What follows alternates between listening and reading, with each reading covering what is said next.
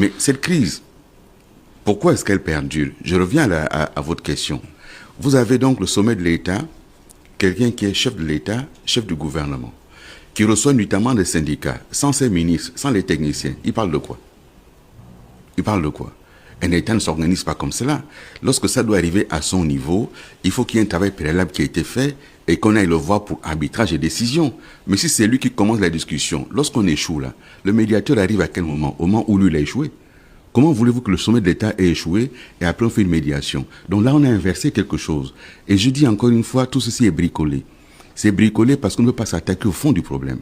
Le fond du problème, c'est que notre pays a 65 ans d'indépendance, on a les mêmes problèmes chaque année. Il faut donc interroger nos structures. Qu'est-ce qui ne fonctionne pas?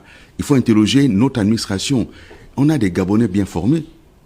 Les Gabonais comprennent qui vont dans le privé s'en sortent. Qui sont dans la fonction publique, on a l'impression que ça ne s'en sort pas. C'est donc pas la question des compétences de chacun. C'est la question du cadre dans lequel on travaille, la structure organisationnelle et des buts recherchés. Il faut donc qu'on s'asseye. C'est pour ça que moi je propose les états généraux de la nation pour interroger notre nation sur ces différentes organisations et ces différentes structures. Aujourd'hui, nous avons un ministère de l'administration du territoire. La question de l'administration du territoire est une question dont on a hérité de la période coloniale, où l'administrateur colonial avait besoin d'une administration pour gérer le territoire. Le privé, lui, exploitait les richesses du pays.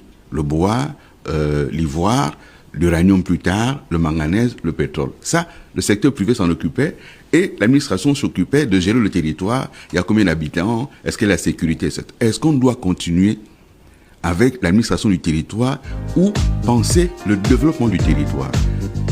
Si vous voulez, deux exemples simples. Aujourd'hui, à quoi sert un gouverneur de